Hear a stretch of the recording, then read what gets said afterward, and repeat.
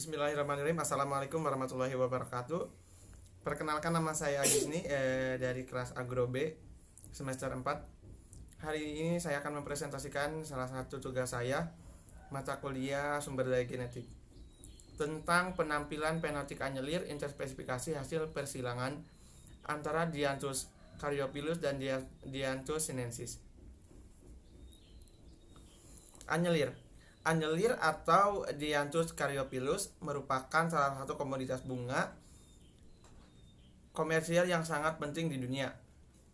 Anyelir bunga potong memiliki beberapa karakter baik, yaitu warna bunga yang sangat bervariasi, kesegaran bunga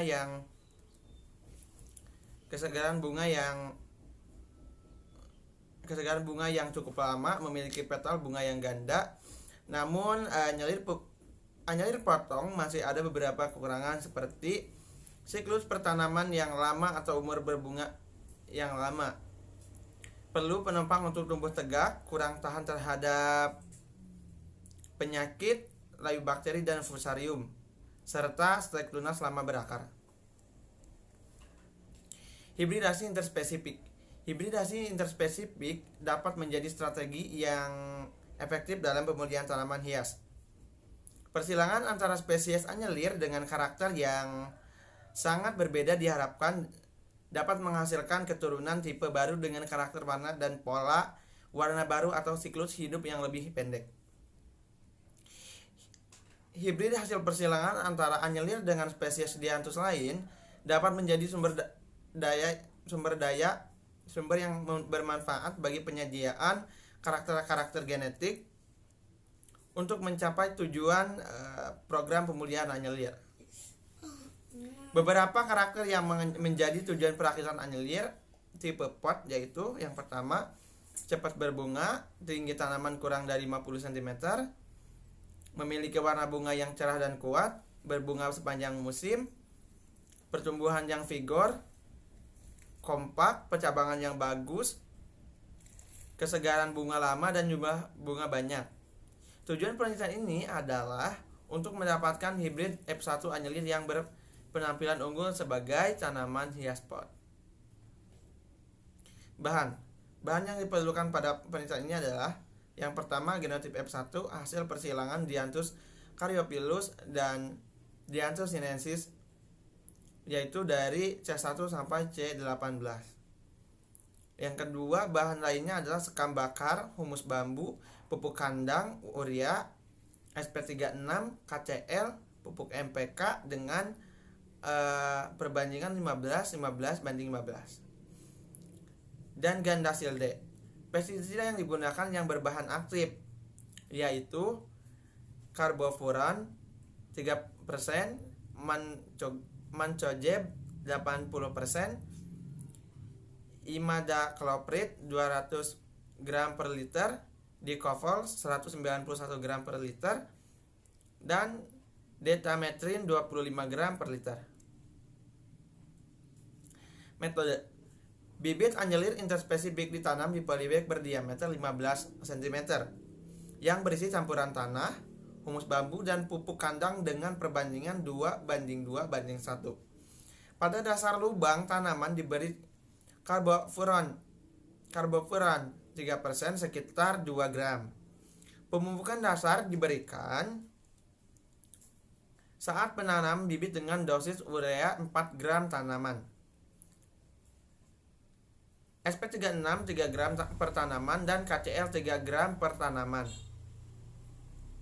Pada setiap polybag ditanam 2 planlet.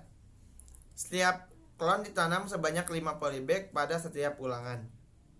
Pemeliharaan tanaman meliputi penyiraman, pemupukan, pengendalian hama dan penyakit, seperti merawat tanaman pada umumnya. Hasil: populasi C yang merupakan hasil hibridasi antara Pradorafid disilangkan dengan SK11 memiliki karakter terutama karakter tekstur daun. Semua genotip C memiliki tekstur daun berbulu seperti tetua jantan. Hampir semua genotip C memiliki warna batang dan daun menyerupai tetua betina dan jantan, yaitu hijau grup, kecuali warna batang C16 yang hijau kekuningan. Pembahasan. Gen pengendali karakter warna batang hijau kemungkinan heterozigot, H besar dan H kecil. Sehingga ketika bersilang dengan hijau H besar H kecil diperoleh turunan yang sebagian besar hijau H besar dan H besar H kecil. Dan hijau kekuningan H kecil.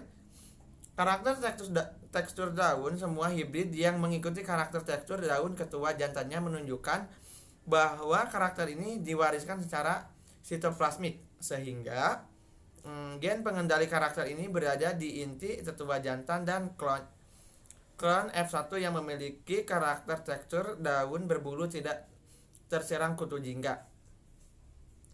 Sebaiknya ketua betina yang berdaun polos terserang kutu ini.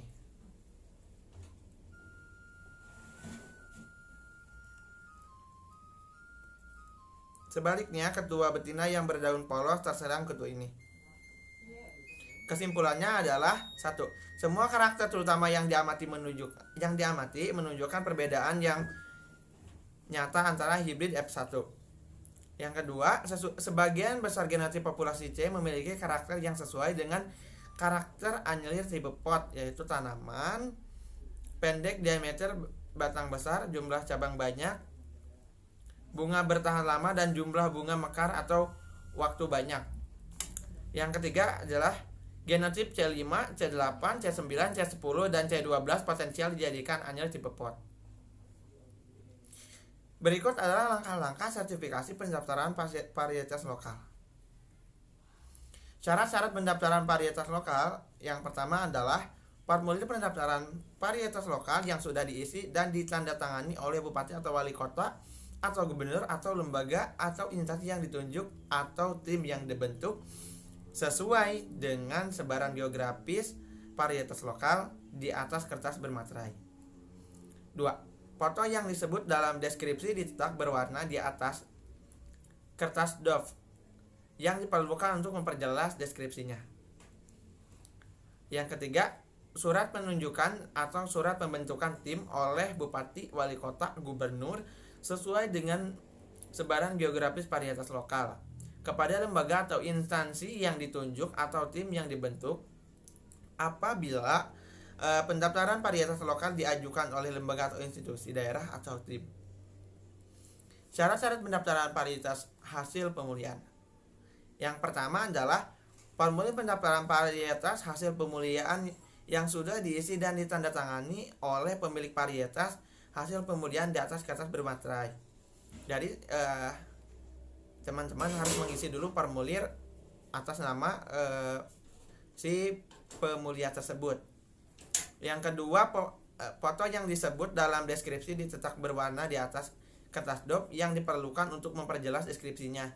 Jadi di situ juga dicantumkan ada foto untuk mendeskripsikan atau memperlihatkan kejelasan dari varietas tersebut yang kita akan ajukan. Kemudian di poin 3, surat penugasan kepada pemulia apabila varietas yang akan didaftarkan oleh lembaga atau institusi yang memperkerjakan pemulia. 4. Surat pemesanan atau perjanjian kerjasama apabila varietas hasil pemulihan akan didaftarkan oleh perorangan atau lembaga atau institusi melalui pemesanan atau perjanjian kerjasama. 5. Dokumen kepemilikan varietas apabila suatu varietas hasil pemulihan diperoleh melalui pewarisan, hibah, wasiat, perjanjian dalam bentuk akta notaris atau sebab lain yang dibenarkan oleh undang-undang. 6.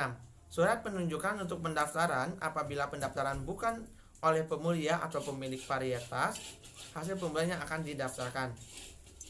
Jadi kalian harus menunjukkan surat penunjukan untuk mendaftarkan bila si bukan pemulia yang melakukannya. Sumber materi yang saya gunakan ada di sini. Oke, mungkin cukup sekian yang bisa saya sampaikan. Terima kasih atas perhatiannya. Assalamualaikum warahmatullahi wabarakatuh.